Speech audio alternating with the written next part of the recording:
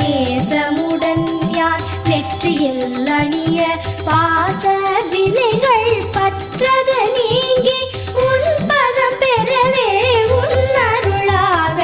அன்புடன் லட்சி அன்னமும் சொன்னமும்